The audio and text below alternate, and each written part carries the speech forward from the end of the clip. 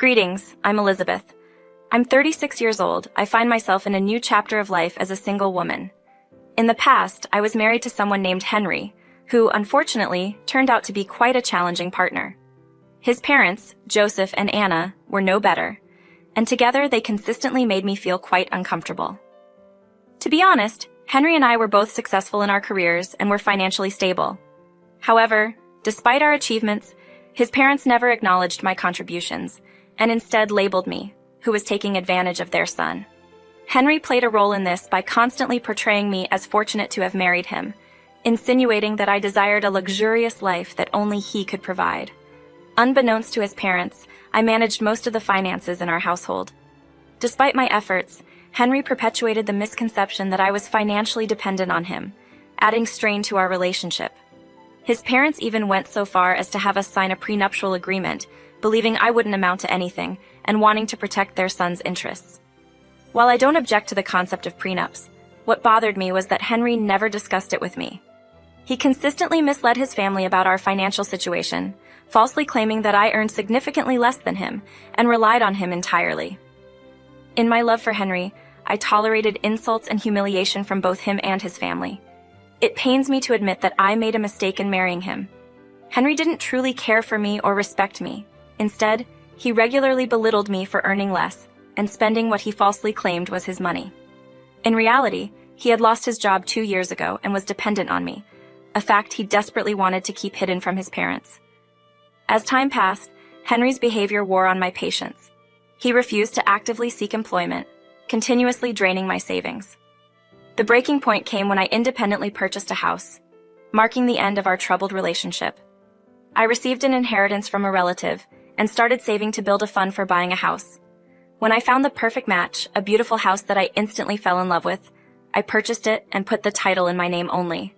Despite Henry not contributing financially to the purchase, he continued to protest. I reminded him that he hadn't paid anything towards it, but his persistent pestering became unbearable. The breaking point came when, during a family dinner, Henry's parents brought up the topic of the house.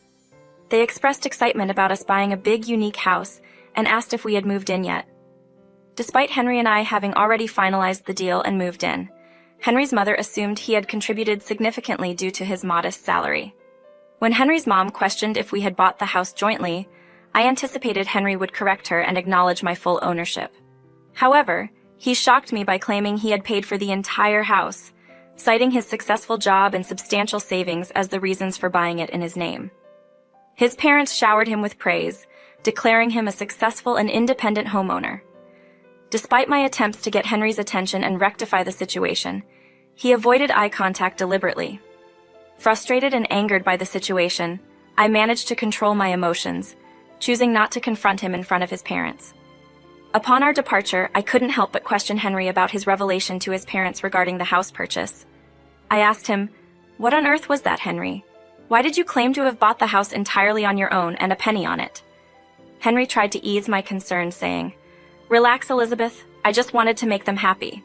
I didn't want them to suspect that I lost my job. They would be extremely disappointed. What else was I supposed to do?" Frustrated, I responded, "You could have at least mentioned that we went 65 on the house. Instead, you took all the credit for the purchase.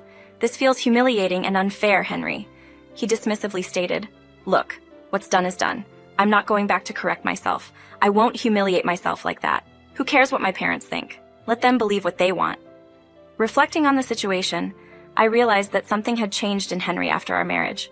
He seemed to no longer care about me or my feelings, and it became apparent that he had been relying on me for the past 2 years. Despite showing signs of finding employment again, he even argued about putting his name on the house title. As I grappled with the realization that he was using me, a more significant issue unfolded. One evening, as I prepared a snack, the doorbell rang, prompting Henry to hurriedly open the door with a hint of uneasiness. To my shock, I discovered his parents at the door, bringing all their belongings. They expressed joy at staying in the new house Henry had supposedly bought for free, citing his invitation. Feeling blindsided, I listened as Henry played along, claiming it was his idea to have them move in, stating that they needed to stay in the spacious house since he had purchased it. At that moment, it became clear that Henry's deceitfulness extended beyond his parents, and I began contemplating what steps to take next.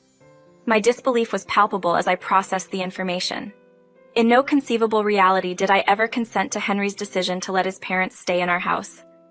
It was evident that the facade surrounding the house had spiraled out of control. However, I hesitated to confront Henry in the presence of his family.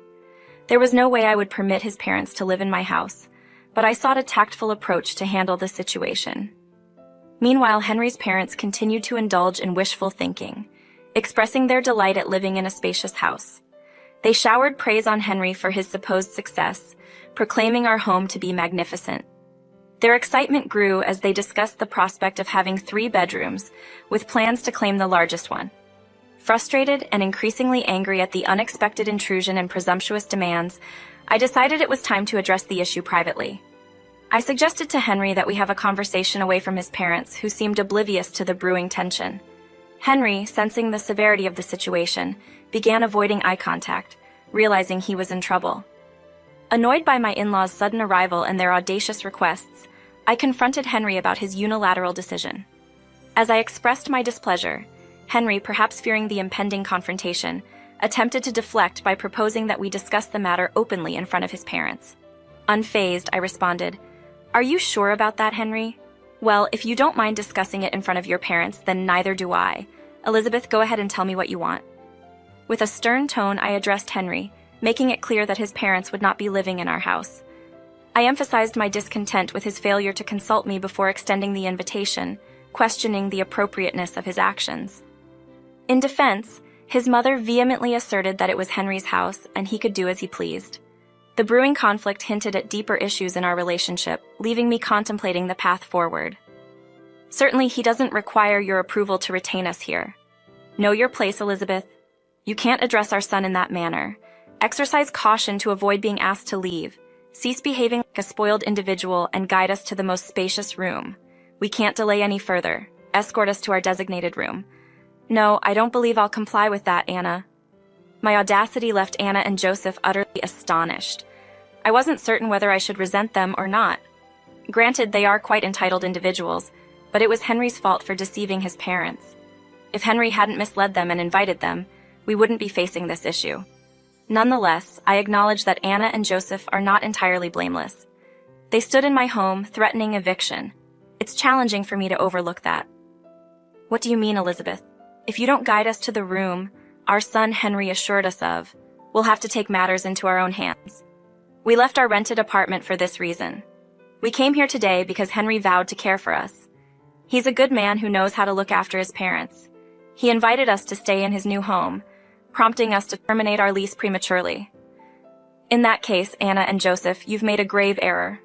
I doubt you can stay here, let alone claim the largest room. How dare you, Elizabeth? We don't require your permission to stay here. Our son will lead us to our room. If you won't, remember, this house isn't yours to decide if we stay. You've misunderstood, Anna.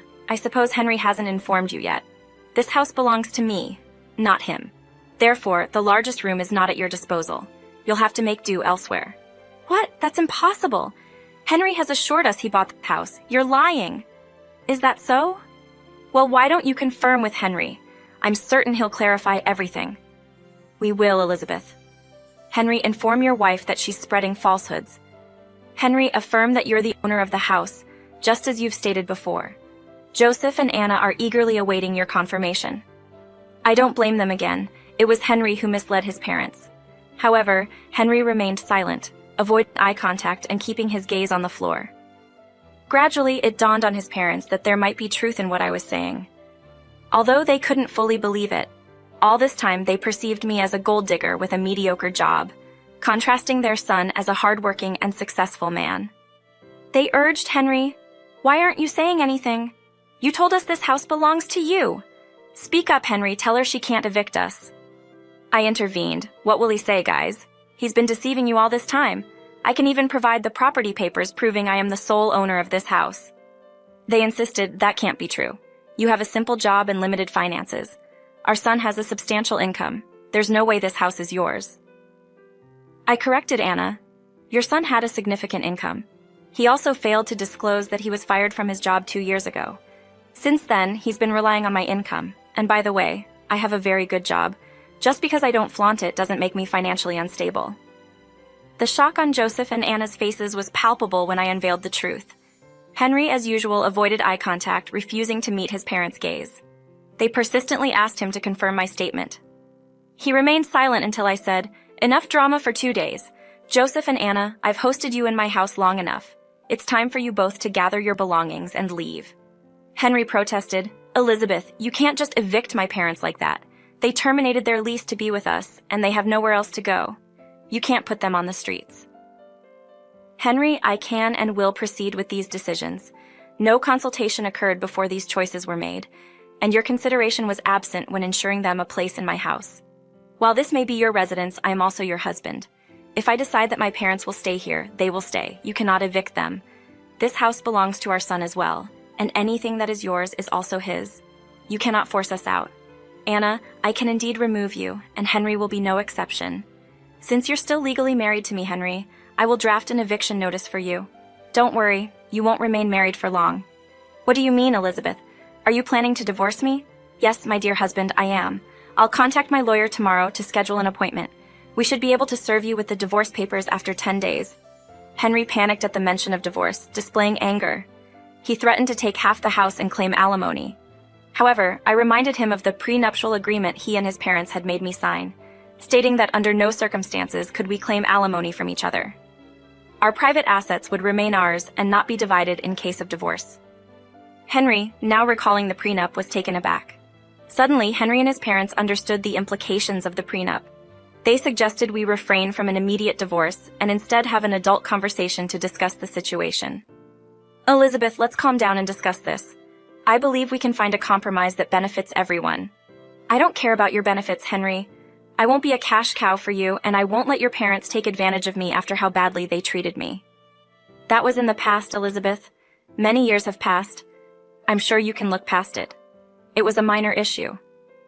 You and your wife threatened to have me kicked out just a few minutes ago because I refused to house you. No use making excuses now. You and Anna need to leave before I call the cops. I'd prefer if Henry leaves too, but he'll get an eviction notice if needed.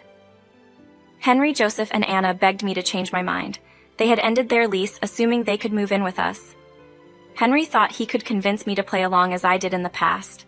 Little did he know I would stand up against him and stop being a pushover. I was done being the family doormat. They could go to hell for all I cared. When Anna and Joseph didn't leave even after an hour, I called the cops. They escorted them out, and Henry screamed at me for humiliating his parents. I reminded him he had a month to vacate my house. That made him switch to being apologetic and remorseful. From that night, I didn't allow Henry into my room. He stayed in the guest room until he had to leave, served with an eviction notice. Meanwhile, his parents, after spending a significant portion of their savings on a hotel, had to find a new place to rent. Surprisingly, they didn't allow Henry into their new place, leaving him scrambling for a place, just like his parents. It seemed they wanted Henry to pay for lying to them. Since then, their relationship has become strained, blaming each other for their present condition. His parents refused to support Henry anymore. He was only valuable when he had money.